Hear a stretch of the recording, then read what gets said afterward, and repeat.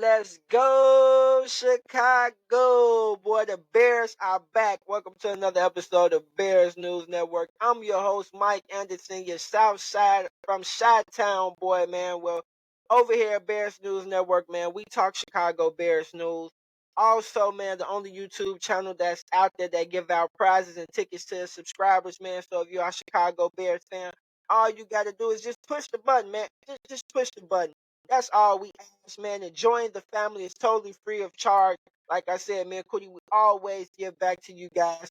We're nothing without you guys, so you guys make us. And that's just our way of giving back, is giving out prizes and tickets a couple of times throughout the year. So if you're a Chicago Bears fan, hit that subscribe button. Okay, man, let's get it right into this episode. The Chicago Bears had the draft this past weekend, man. Woo!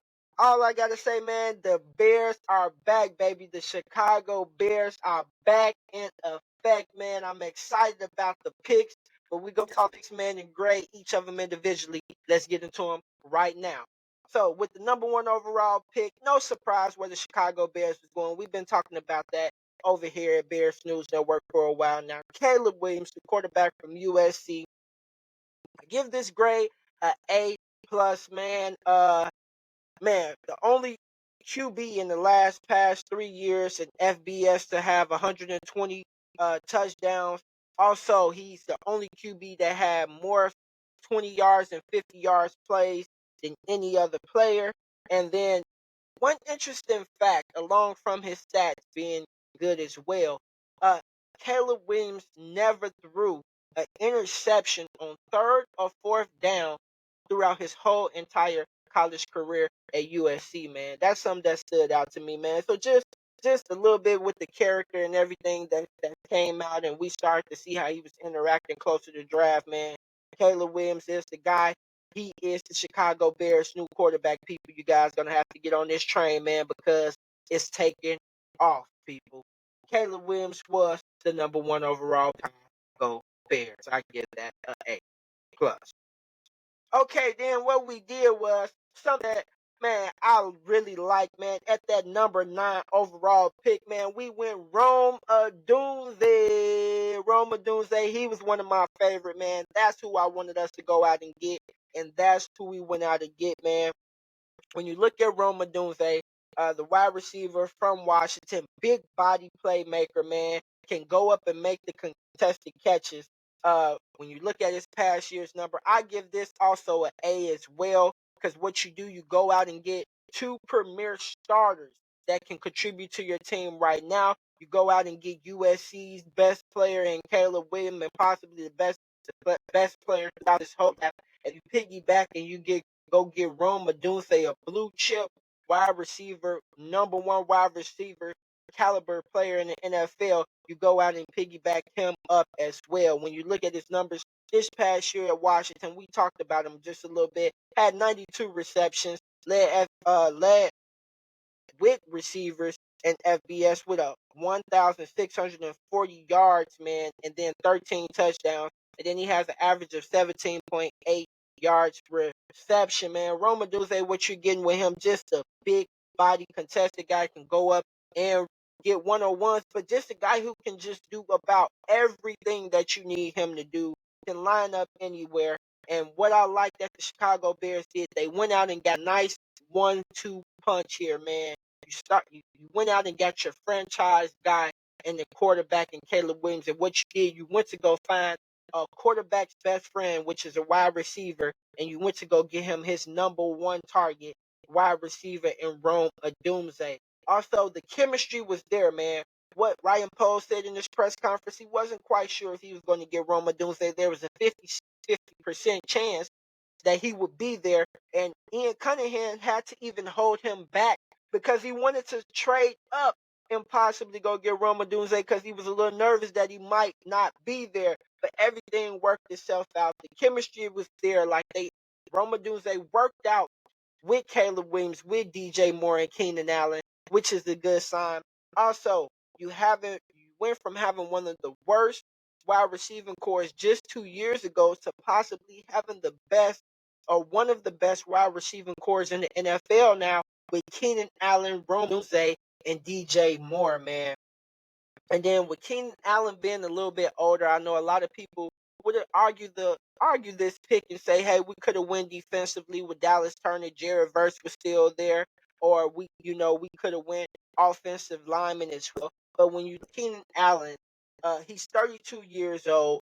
Even though he's been still productive, and I don't see him slowing down, we just don't know. And the Chicago Bears still haven't worked out a long term, or well, an extension with him, even on a 2-year extension, which I do think is coming, but it hasn't been done. So with that being said, with Keenan Allen being 32, you still want Caleb Williams to have his guy as well, and that's who he wanted. Caleb Williams, he wanted Rome Odunze, and the Chicago Bears got Rome Odunze, man. Like I said, I love the pick because now if you double coverage one, who are you going to go? Who, man? This team is so exciting now with the weapons that we have, man. Because if you double team team uh Allen, then DJ Moore's open.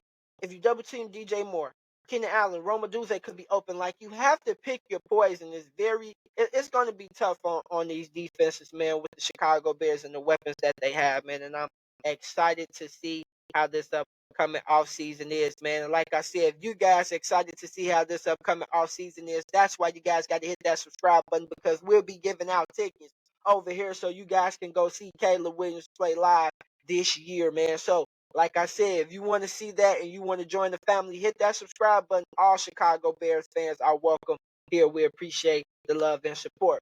Let's get back to the draft, man. With the third pick that they had, which was number 75 overall, the Chicago Bears go Karan Amagaji, man. Karan Amagaji, the tackle from Yale. Man, this kid, now also, he's a suburban Chicago kid, so hometown kid, man. Uh, if you go look at his backstory and go read up a little bit about him and how he told Matt Eberflus just a couple years ago that he was going to be a Chicago Bear and everything. Just a crazy, wild story and backstory to him. But I give this grade a B minus. It's and when you look at him, long length arms, 36-inch arms, man, from Chicago, Hinsdale, like I said, grew up a Bears fan, and Ryan Poles really takes pride in guys who grew up from the Chicago area and have an opportunity to play for the Chicago Bears. Those kind of guys just play with a different kind of pride, knowing that they playing for their hometown team, the team that they grew up watching and always possibly dreaming of playing for one day. And now you have the opportunity. It just gives you a little extra fire to go out there even more so and do your job for the team, knowing how much love you have had in this team, for this particular team, your hometown team. And I like that from Ryan Poles, that he always finding good homegrown talent to add to this team, man. Also, he would have been a first or second round pick, but due to the injuries at the Senior Bowl, he wasn't able to perform. But one thing that stood out to me, and man, out of 234 snaps, these are his PFF grades, man. He's an 89.5 overall. His pass blocking is a 79.9, and then his run blocking is an 87.9 as well. So, man, Braxton Jones competition is here. And if you remember, Braxton Jones came in. Braxton Jones, 1 minute he was just, being their left tackle. Then the next minute we look up, he's the starter.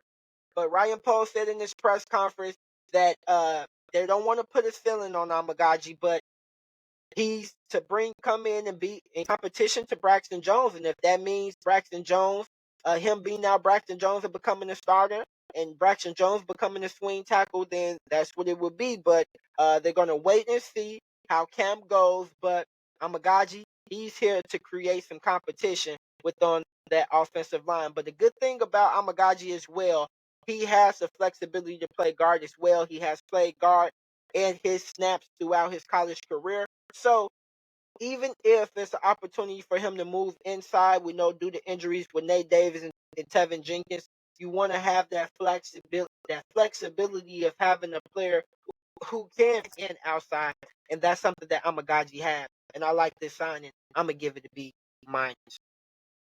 Okay, This was the controversial pick that a lot of people scratched their heads at. We with our so far was our fourth and final pick that we had at pick number 122 overall. Man, we went with Tory Taylor. Tory Taylor, the punter out of Iowa, man. When you look at Tory Taylor, he pins people back within the five. If you looked at the Iowa team, the Iowa offense was horrible. And Tory Taylor was the Iowa offense, man. He was an exciting player in Iowa, well known. Mel Kiper said he was his best kicker in this draft as well. Also, Tory Taylor was also the highest graded kicker since 2012, man. That's something that stood out to me. And this is an instant upgrade over Trenton Gill, and this is an instant starter. So, um, sad to say, Trenton Gill might be on his way out of the door with this signing of Tory Taylor. Uh, with this draft pick of Tory Taylor, with the draft pick of 144 overall. And I give that an A because the reason why I give it an A, and you guys like, Mike, how can you give it an A? The reason why I give it an A is because it's an instant starter and it's an upgrade over Trenton Gill. Anytime that you can get a better player and a starter in the draft, so this is why I give the Tory Taylor signing the A. And I see Tory Taylor having a good career here with the Chicago Bears as well as our punter. Then let's get into this pick right here. Ryan Poles always has some things up his sleeves, man. Pulled them out of his head and at pick number 144 did a trade and gave up next year's that they got as far as from the trade that they did a couple of years ago. And they went with Austin Booker, man. Austin Booker. When I look at this signing, man, could he be a starter? I don't know yet. He's still a. I look at this as a rotational player, somebody who can come in traditional downs so far, or be a part of that second wave of edge rusher rotation. When you look at him, he's 6'4", 235 pounds. Um, can gain a little bit more weight. Want him to beef up a little bit more weight. But he had 12 tackles for loss and 8 sacks this year, with both career highs from him. He came from He went played in Minnesota and then transferred to Kansas. So just career highs opportunity for him. When you look at his career numbers this past year at Kansas, he had 56 total tackles, 8 sacks, 1 pass breakup, and 2 forced fumbles. Did play more in that 3-4 scheme defense, but he said he's a true natural defensive end, can play in the 4-3. That's what he's used to. He likes to have his hand in the dirt. And you know what this tells me? Dominique Robinson, you may be out the door. Dominique Robinson, someone just like Austin Booker, who was a raw talent, someone who can come in and see if you can get anything from him. But one thing that's different with Austin Booker and Dominique Robinson, Austin Booker has always played edge throughout his time, and Dominique Robinson was not only in a transformation point of changing positions in 1 year. And this is something that's kind of different between the two that I wanted to point out. Austin Booker is more natural of a defensive end, and with the numbers that he put up in college, I see him be now Dominique Robinson for that second wave of edge rusher. So, and I give this grade also. I give this I thought about it hard, but I'm gonna give it a B minus as well because I feel like we could have got an edge rusher sooner. But Ryan Poles said that they did want to get an edge rusher in that third round, but the edge rusher ended up getting picked right before Amagaji. So that's why they went in the offensive tackle direction, and then they felt like that was in their comfort zone of the highest where they can get a good production of a pass rusher. But man, I like the whole draft overall that the Chicago Bears had, man. I give it a A on the dot, man. Whenever you able to walk out of this draft and 3 starters that are upgrades at positions, man, you can't do nothing but give that an A, man. But I want to know your thoughts, man. Give me your grade underneath this video. Like I said, man, real excited about the Chicago Bears team, man. The Bears are back, baby. Like we said, hit that subscribe button if you want to see this team play live. Because me over here at Bears News Network, we gonna have the tickets. We got the prizes. Much love, Chicago. Like me and Cootie always say, be safe and bear down, Chicago.